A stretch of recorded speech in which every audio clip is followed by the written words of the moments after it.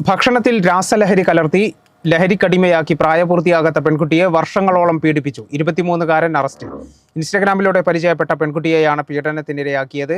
വേങ്ങര സ്വദേശി Abdul ഗഫൂറിനെ Kottakkal police arrest ചെയ്തു.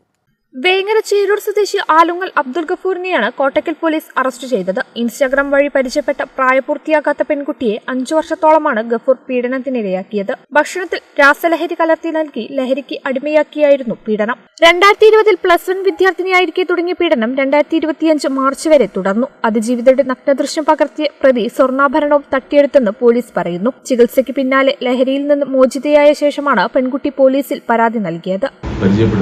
അതിന് അധികം സൗഹൃദം നടിച്ച ശേഷം അടുത്ത പരിചയമായ ശേഷം പിന്നീട് ഫുഡ് കഴിക്കാനായി കുട്ടിയെ വിളിക്കുക. ആ ഫുഡിൽ കുട്ടി അറിയാതെ MDMA പോലെയുള്ള സിന്തറ്റിക് ഡ്രഗ്സ് കലർത്തി കൊടുക്കുക.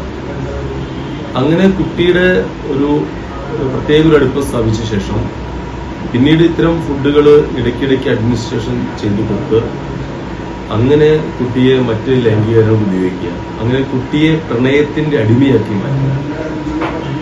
അതിനുശേഷം കുട്ടി പിന്നീട് വീട്ടുകാരുടെ എല്ലാം ജാഗ്രതയോടുകൂടി ഇടപെടലില് മെല്ലെ ഈ മറ്റ് ഡ്രഗ്സിന്റെ എസ്കേപ്പ് ചെയ്യാനുള്ള ചില ചികിത്സകൾക്ക് ശേഷമാണ് ഈ കാര്യങ്ങളെല്ലാം കൂട്ടി വായിച്ച് ഒരു കെണിയിലാണ് താൻ അകപ്പെട്ടത് മനസ്സിലാവുന്നത്. പോലീസിന് സഹായം വേണം. പ്രണയം നടിച്ചായിരുന്നു ഗഫൂർ പെൺകുട്ടിയെ പീഡനത്തിനിരയാക്കിയത്. പെൺകുട്ടിയുടെ സ്വഭാവത്തിൽ മാറ്റം ശ്രദ്ധയിൽപ്പെട്ടതിനെ തുടർന്ന് വീട്ടുകാർ പെൺകുട്ടിയെ ആശുപത്രിയിൽ പ്രവേശിപ്പിക്കുകയായിരുന്നു. ഈ സമയത്താണ് ലഹരിക്ക് അടിമയാണെന്ന് പെൺകുട്ടി പോലും തിരിച്ചറിയുന്നത്. ഇതിനു പിന്നാലെ പെൺകുട്ടിയെ ഡി അഡിക്ഷൻ സെന്ററിലേക്ക് മാറ്റി. ചികിത്സയിലൂടെ പെൺകുട്ടി ലഹരിയിൽ നിന്ന് മുക്തയായി. പിന്നാലെയാണ് പീഡന വിവരങ്ങൾ പെൺകുട്ടി വെളിപ്പെടുത്തിയത്. തുടർന്ന് വീട്ടുകാർ കോട്ടക്കൽ പോലീസിനെ സമീപിക്കുകയായിരുന്നു. പ്രതി ഗഫൂർ നേരത്തെ ലഹരി കേസുമായി ബന്ധപ്പെട്ട് അറസ്റ്റിലായിട്ടുണ്ടെന്ന് പോലീസ് വ്യക്തമാക്കുന്നു. പോക്സോ കുറ്റം ചുമത്തിയാണ് അറസ്റ്റ് ചെയ്തത്. പ്രതിക്കെതിരെ കൂടുതൽ വകുപ്പുകൾ ചുമത്തുമെന്ന് പോലീസ് അറിയിച്ചു. കേരള വിഷൻ, കോട്ടക്കൽ.